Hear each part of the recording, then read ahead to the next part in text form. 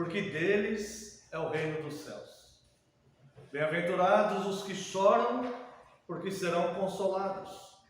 Bem-aventurados os mansos, porque herdarão a terra. Bem-aventurados os que têm fome e sede de justiça, porque serão fartos. Bem-aventurados os misericordiosos, porque alcançarão misericórdia. Bem-aventurados os limpos de coração, porque verão a Deus. Bem-aventurados os pacificadores, porque serão chamados filhos de Deus. Bem-aventurados os perseguidos por causa da justiça, porque deles é o reino dos céus. Bem-aventurados sois, quando por minha causa vos injuriarem e vos perseguirem, e mentindo disserem todo mal contra vós. Regozijai-vos e exultai, porque é grande o vosso galardão nos céus, pois assim perseguiram aos profetas que viveram antes de vós. Quero convidar a Santa Amada Igreja também para a leitura aqui mesmo, no Evangelho de Mateus, capítulo 4, a partir do verso 18. Caminhando junto ao mar da Galileia, viu dois irmãos, Simão, chamado Pedro, e André, que lançavam as redes ao mar, porque eram pescadores. Disse-lhes: vinde após mim, e eu vos farei pescadores de homens. Então eles deixaram imediatamente as redes e o seguiram. Passando adiante, viu outros dois irmãos, Tiago, filho de Zebedeu, e João, seu irmão, que estavam no barco em companhia de seu pai, consertando as redes, e chamou-os. Então eles, no mesmo instante, deixando o barco e seu pai, o seguiram. Até aqui, quero convidar a amada igreja para uma breve oração. Oremos. Pai eterno e santo, precioso, louvamos o teu nome, Deus, e trazemos corações profundamente gratos a ti, Senhor, por ter enviado o seu próprio Filho, a sua solução, ó Deus, para que nós não fôssemos condenados com o mundo. Muito obrigado, Senhor. Não temos palavras para agradecê-lo e queremos segui-lo e cultuá-lo, Deus, por gratidão. Queremos estar presentes nos cultos, nas reuniões, por gratidão a ti, Deus, por tão grande amor com que o Senhor nos amou. Muito obrigado. Neste momento de culto agora, Deus, estamos diante da tua santa palavra. E eu lhe peço, Deus, mais uma vez, perdão pelas minhas falhas e pecados, Deus, pois sou falho e pecador. E eu clamo a ti, eu rogo a ti, Deus, que o Senhor envie teu Santo Espírito, que nos ilumine na sua palavra já revelada e nos ensine, Deus, o caminho da justiça, nos ensine o caminho da salvação, que queremos segui-lo, Deus, gratos a ti por tanta bondade do Senhor e pela sua misericórdia e compaixão para conosco. Neste momento, Deus, eu clamo a ti que eu desapareça, eu diminua e só prevaleça a tua palavra, porque a tua palavra é a verdade. No nome santo e poderoso de Jesus Cristo, teu Filho amado, é que oramos. Amém. Amada Igreja do Senhor Jesus Cristo, venho vos proclamar Cristo, o maravilhoso conselheiro, que nos ensina como viver em paz em um mundo caótico, deformado pelo pecado. No texto que lemos sobre as bem-aventuranças, eu não vou pregar sobre as bem-aventuranças. Eu só quero chamar a atenção para este elemento que nós encontramos nas bem-aventuranças. Nós podemos perceber que seis dessas bem-aventuranças, lembrando que bem-aventurado é mais do que feliz. Isso aqui é um caminho da felicidade, né? É a proposta de Cristo para que o homem seja feliz, agindo dessa forma. Nessas bem-aventuranças, nós podemos perceber que seis delas se referem ao estado de consciência do cristão. Veja como Deus, através de Cristo e sua palavra, sempre nos desperta para o entendimento, para sermos racionais olhando para as coisas. Não é uma fé cega e irresponsável, inconsequente. Mas é uma fé naquilo que nós não vemos, naquele sobrenatural que nós não podemos entender racionalmente, mas explicada de forma racional, que nós podemos ter entendimento. Mesmo sem entender como Deus consegue fazer tantas coisas, nós confiamos porque Ele nos explica isso racionalmente. Nós temos entendimento. Por isso o nosso culto é racional. Por isso nós precisamos tanto da instrução do nosso bondoso Deus. Então 6 dessas bem-aventuranças, elas se referem ao estado de consciência do cristão. Tá? São elas aqui, ó, o 3, versículo 3. Bem-aventurados os humildes de espírito, porque deles é o reino dos céus. Ser humilde de espírito não é ser pobre, miserável, não ter dinheiro. Não, pode ser bilionário e ser humilde de espírito. Não tem nada a ver com o patrimônio da pessoa isso daqui. Ser humilde de espírito é um estado de consciência. É onde eu reconheço que Deus é soberano e todo bem provém dele, e eu necessito dele para tudo. Eu necessito de Deus para ter apetite. Eu necessito de Deus para meu coração bater. Eu necessito de Deus para respirar. Eu necessito de Deus para todas as demandas da minha vida. Esse é um estado de consciência. Tá? Eu não vou comentar nos outros, né? Mas só falando que são estados de consciência. Também o 4, aliás o 5. Bem-aventurados os mansos, porque herdarão a terra.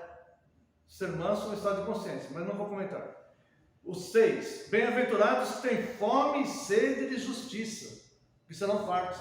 Eu só vou ter fome e sede de justiça se eu tiver um estado de consciência claro sobre as coisas que acontecem. Senão, eu simplesmente vou viver sem perceber nada. Verso 7. Bem-aventurados misericordiosos, porque alcançarão misericórdia. Bem-aventurados os pacificadores, que serão chamados filhos de Deus. Bem-aventurados, até os pacificadores. Aqui são estados de consciência. Ser humilde de espírito, ser manso, ter fome e sede de justiça, ser pacificador. A pessoa consegue ser assim quando ela tem um estado de consciência claro das coisas. Não é uma pessoa que está alienada, fechada no seu próprio universo, no seu próprio mundo. Essa pessoa não consegue ver. Mas quando a pessoa tem a sua consciência aberta, né? Percebendo as coisas. Então 6 dessas bem-aventuranças está no tocante ao estado de consciência da pessoa, do cristão aqui no caso, né? E 3 delas no sofrimento. Que o sofrimento, ele faz parte dessa vida, e nós não desmoronamos diante do sofrimento, justamente pelo estado de consciência que Cristo nos ensinou. Então nós entendemos que o sofrimento ele faz parte, do autor da nossa fé construiu essa fé através do sofrimento dele, né? Então, quando sofremos, nós nos assemelhamos a Cristo no seu sofrimento, não na intensidade do sofrimento dele, mas no sofrimento em si. E é assim que vamos alcançando. Então, os versos 4, 10 e 11. Bem-aventurados que choram, porque serão consolados. O 10. Bem-aventurados os perseguidos por causa da justiça, porque deles é o reino dos céus. Bem-aventurados sois quando por minha causa vos injuriarem e vos perseguirem e mentindo disserem todo o mal contra vós. Então esses 3 estão ligados ao sofrimento. Essas coisas não dependem de nós, né? São fatores externos que nos causaram o sofrimento, tá? As outras 6 é um despertar do nosso estado de consciência para como que nós devemos viver. Eu quero trazer uma parte aqui de um sermão ministrado pelo pastor Thomas Watson em 1662, que no dia 24 de agosto de 1662, ele teve que fazer o seu último sermão. Mais de 2.000 pastores foram proibidos de pregarem livremente nas suas igrejas reformadas. E eles então tiveram que passar, a nação, aqui no caso a Inglaterra, teve que passar por uma adequação das igrejas, uma espécie de algo imposto para eles, né? E muitos desses pastores tiveram que sair da Inglaterra. E neste dia, 24 de agosto, que é conhecido como a Grande Ejeção, esses pastores fizeram seu último sermão livre. Depois eles tiveram que seguir o caderno de oração da igreja, que é a religião oficial da Inglaterra, naquela época que existia. E eu quero trazer para esse sermão, que ele fez um sermão trazendo conselhos para a sua congregação, pessoas que ele amava, e ele sabia que aquele era o último sermão que ele ia pregar para aquelas pessoas, e possivelmente nunca mais ia ver aquelas pessoas. Então ele trouxe conselhos para aquelas pessoas. E eu introduzi neste sermão estes conselhos, porque eles são totalmente bíblicos. E aqui vai glorificar a Cristo e, se assim for da vontade do nosso Deus, edificar a igreja. E entre esses, eu não vou trazer todos os conselhos que ele deu, porque o sermão dele era muito longo, né? Mas eu vou trazer apenas alguns, e depois vou dar continuidade ao nosso sermão. Primeiro conselho: antes de tudo, considera suas constantes horas de oração diariamente. Salmo 4:3, se aquele quiser abrir aqui. Salmo 4, verso 3. Sabei, porém, que o Senhor distingue para si o piedoso. O Senhor me ouve quando eu clamo por ele. Então ele diz: antes de tudo, considera suas constantes horas diariamente de oração. Deus te separou por eleição. Você deve se separar por devoção. Entendendo que Deus separa para ele, né? Deus distingue aquele que é piedoso. Deus conhece cada um que levanta uma oração para Deus. E Deus distingue aquele que é poderoso. Segundo conselho: cuidado com as más companhias. Veja aqui, Salmo 106, versos 35 e 36. Antes se mesclaram com as nações, eles aprenderam as obras, deram culto aos ídolos, os quais se lhes converteram em laço. Quando Deus manda o povo entrar na nação, fala: olha, vocês vão entrar nessas nações, mas não aprendam com eles a cultuar seus falsos deuses. Tá? Muitos dos jovens cristãos ao longo da história, e também muitas vezes adultos mesmo, dependendo do que acontece no mundo, deixaram de aprender os ensinos de Cristo manifesto na igreja, pela boca dos ministros e pela santa palavra de Deus, para aprenderem com os ímpios lá fora. Então, isso lhe serviu de laço. Isso é a história da igreja, muitos caíram. E nós vemos aqui, ele fala: cuidado com as más companhias. Ninguém pode pegar a saúde do outro, mas pode pegar a doença. Nós podemos ser contaminados e contagiados com a doença. Ninguém pega a saúde de ninguém, mas doença nós podemos pegar. Então, cuidado com as amizades e com as companhias. Depois ele diz: cuidado com o que ouves. Mateus capítulo 7, verso 15.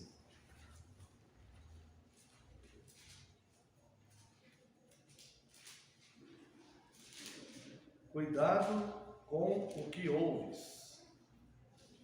Acautelai-vos dos falsos profetas, que se vos apresentam disfarçados em ovelhas, mas por dentro são lobos roubadores. Cristo nos ensinou a identificar esses falsos profetas, não é pelo que eles pregam, é pelo seu fruto de vida.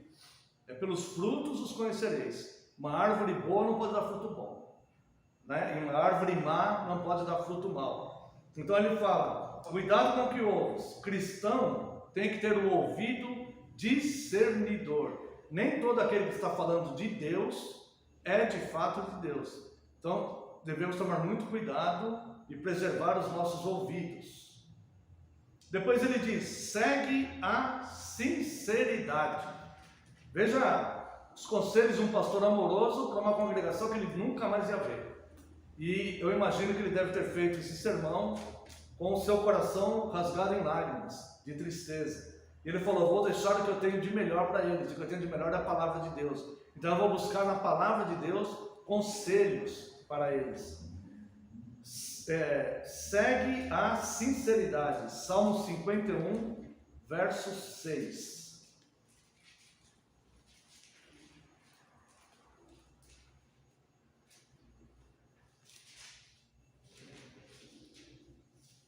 Eis que te comprases na verdade no íntimo, e no recôndito me fazes conhecer a sabedoria. Estabeleça um tribunal, não reme, segue a sinceridade, não reme para um lado, olhando para o outro. Tá? Depois ele diz, nunca te esqueças do autoexame. Salmo 77, verso 6. De noite indago o meu íntimo e o meu espírito prescruta. E ele deu um conselho para a sua congregação, ele disse, estabelece um tribunal na tua própria alma, para julgar a você mesmo, a fim de que não te percas eternamente. Verso 6. Nunca deixe de se reunir com frequência com seus irmãos em Cristo, para cultos e estudos. Malaquias, capítulo 3, verso 16.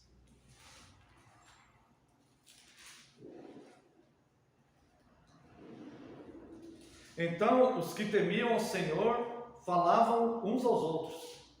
Veja aqui a comunhão dos santos. Como é importante estarmos com aqueles que temem o Senhor. Então, os que temiam o Senhor falavam uns com os outros. O Senhor atentava e os ouvia.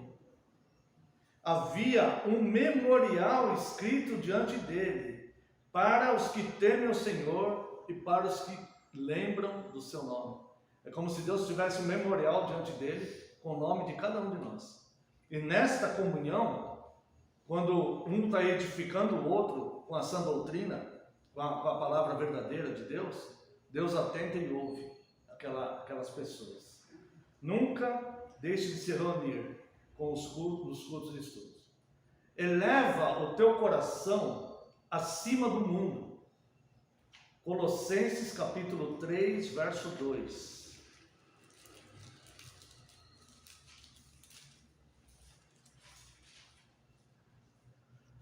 Pensai nas coisas lá do alto, não nas que são aqui da terra. Eleva o teu coração acima do mundo. Podemos ver o reflexo da lua num lago, mas ela está acima do firmamento. O outro, consola-te nas promessas de Deus. Lucas 1,37, que diz, não haverá nenhum impossível para todas as suas promessas. Essas promessas são as balsas flutuantes que não nos deixam afundar nas águas turbulentas do mundo. Nos momentos de maior aflição e angústia, lembre-se das promessas de Deus. Como nós vimos no domingo anterior, de Asaf, no Salmo 77. Outro conselho, ajunta a primeira tábua da lei. A primeira tábua da lei é os 4 primeiros mandamentos da lei de Deus. Ajunta a primeira tábua da lei com a segunda, isto é, piedade para com Deus e equidade para com o próximo. Ele menciona aqui Tito, capítulo 2, verso 12, que diz assim, educando-nos para que, renegadas a impiedade e as paixões mundanas, vivamos no presente século sensata, justa e piedosamente. Una as 2 tábuas da lei como um único mandamento. Mais um conselho. No teu andar perante os outros, une a inocência à prudência. E ele menciona aqui Mateus capítulo 10, verso 16.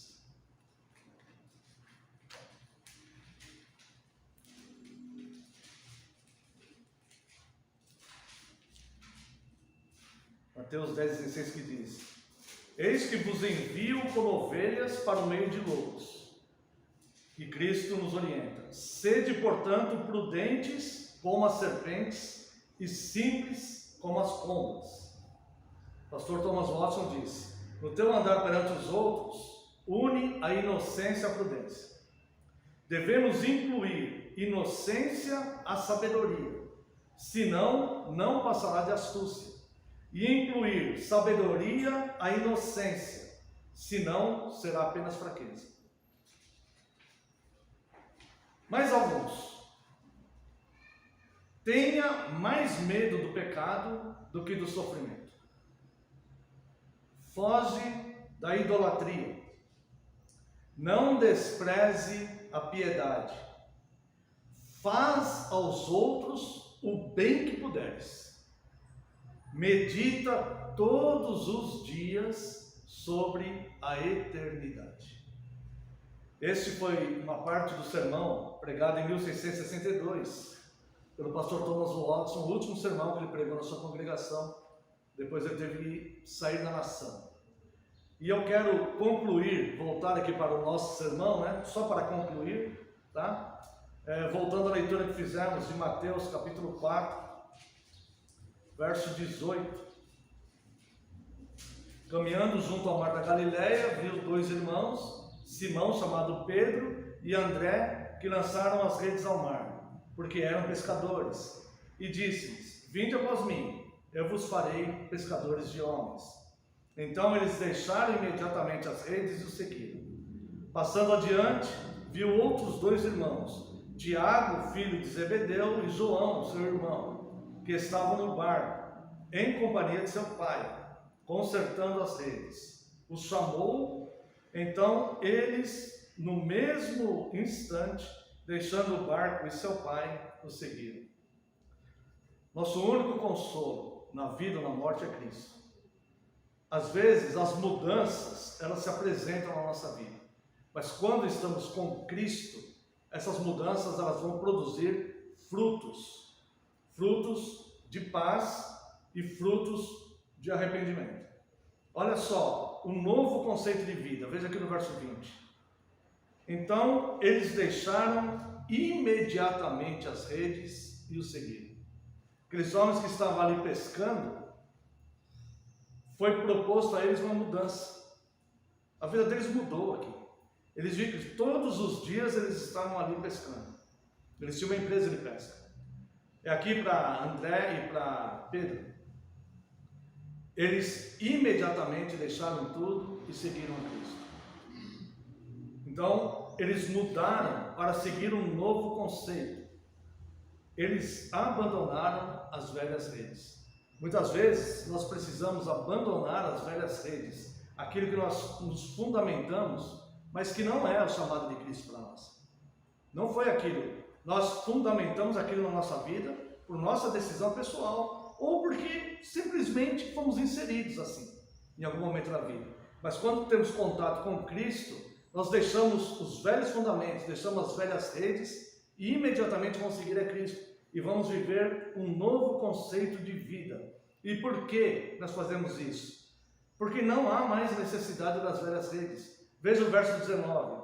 E disse-lhes: vinde após mim, e eu vos farei pescadores de homens. Então eles deixaram as velhas redes e imediatamente seguiram a Cristo.